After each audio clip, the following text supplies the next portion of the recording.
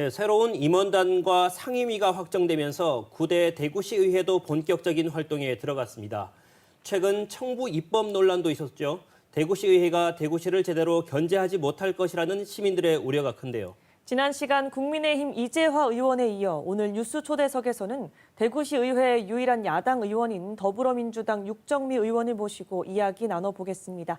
의원님 안녕하십니까? 예, 안녕하십니까?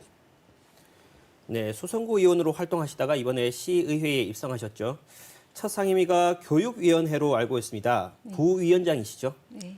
네, 이번 시의회 의정 활동 계획 어떻게 세우고 있습니까? 네. 7월 13일부터 294회 시의회가 시작되었습니다. 이제 오늘 날짜로 교육청 소관부서의 업무 보고를 다 받은 상태고요. 네. 아직 더 파악을 해봐야 되겠지만 제가 수성구 의원일 때 전국에서 최초로 발의한 마더센터 조례와 연관된 게 학교 돌봄 사업입니다. 이제 그 돌봄 사업이 활성화될 수 있도록 하고 싶고요. 유치원 무상교육이 2024년부터 계획되어 있습니다. 네. 이제 돌봄과 교육의 전 과정의 공공화시키는데 힘을 보태고 싶습니다. 예. 네. 대구시 의원 32명 가운데 현재 31명이 국민의힘 소속이고 의원님이 유일한 야당 의원이신데요. 유일한 야당 의원으로서 앞으로 어떻게 대응하실 계획인지도 좀 궁금합니다. 예, 사실 막막합니다. 이제 이미 통폐합과 이제 임기 관련 조례들로 시의회가 안팎이 너무너무 시끄러웠습니다. 상임위에서 일부 개정 혹은 이제 원안으로 다 가결된 걸로 알고 있습니다.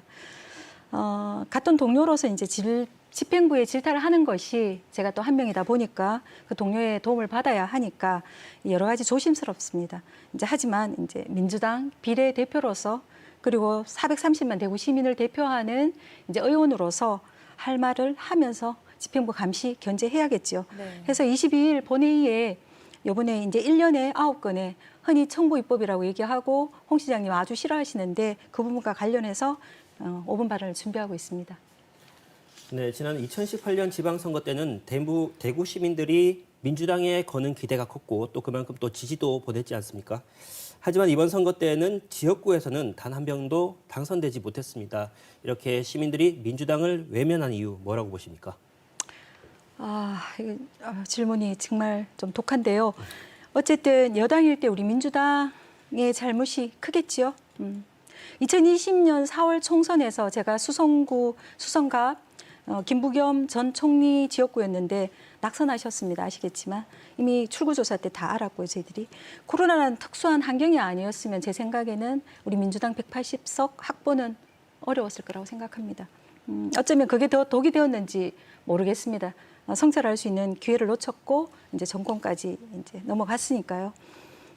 그리고 또 이제 우리가 대선 지선을 거치면서 패배의 원인이 대구시당에 있지 않냐, 우리끼리 우리 안에서 서로 책임을 묻고 있어서 사실은 가슴 아픈 상황입니다. 물론 지도부로 한 것이 늘 패배의 책임을 지는 것이라면 그런 의미에서 원론적 책임이 있다고 생각합니다. 네. 여당이었던 민주당의 잘못이 크다고 말씀하셨는데 대선과 지방선거 이후 최근까지도 사실 대구시당 내부에서도 혼란스러운 상황 계속되고 있지 않습니까?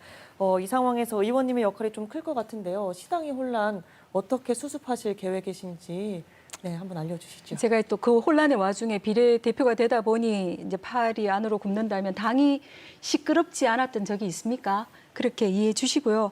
이제 바깥에서 보는 것만큼 그렇게 내부 혼란은 없지 않나 싶고요. 일단 저의 역할이라는 것이 크게 이제 도움은 드려야 되겠지만 12개 지역위원회에 위원장들이 선출되셨고 지금 8월 6일에는 대구시당위원장이 선출될 겁니다. 그 분들이 큰 역할을 하셔야 되고 저는 또 거기에 또 힘을 보태야 될 것 같습니다. 네. 네, 홍준표 대구시장이 신공항과 취소원 등 주요 현안에서 전임 시장과 전혀 다른 행보를 보이고 있는데요. 지금 홍준표 시장의 정책 방향 어떻게 보고 계십니까? 예, 좋은 정책이냐, 그 정책을 펴는 사람이 올바른 방법을 구현하느냐는 다른 문제인 것 같습니다. 해서 이제 홍 시장님께서 하시는 정책 방향에 대해서 지금 논할 단계는 벗어난 것 같습니다. 죄송합니다. 너무 일방적이세요. 이건 참 문제죠. 상황 판단을 마치고 본인과 여론에 이제 큰 영향을 미치지 않는다라고 판단되시면 모든 걸 불필요한 잡음이라고 생각하시는 거 같습니다. 이제 소통의 절차, 약속 같은 걸 불필요하다고 생각하시는 거죠. 이건 법의 테두리 안에서 이제 행정 권력을 행사하는 단체 당의 태도로는 저는 맞지 않은 게 아닐까 이런 말씀을 감히 드리고 싶고요. 행정 권력, 정치 권력, 이제 사법 권력이라는 것이 법 테두리 안에서 움직이는 것이거든요. 이렇게 법의 테두리를 정해놓은 것은 인간의 이기심과 독단이라는 것이 놔둘 때 어디로 갈지 모르기 때문입니다. 이제 이번 294 임시회에서 이미 그러한 문제점들이 많이 고스란히 다 드러났습니다. 그래서 의회는 그 큰 부담을 사실은 시장 거숙이라는 부담을 지고 가야 되기 때문에 시장님은 의원들에게도 못할 걸 하신 것 같습니다. 아무리 좋은 정책도 이런 방식으로 풀어내신다면 결코 좋은 결과를 볼 수 없습니다. 좀 개선되기를 바라는 마음입니다. 네, 바른 목소리로 대구시 의회에서 좋은 활약 기대하겠습니다. 지금까지 육정미 더불어민주당 대구시 의원이었습니다. 오늘 말씀 고맙습니다. 감사합니다.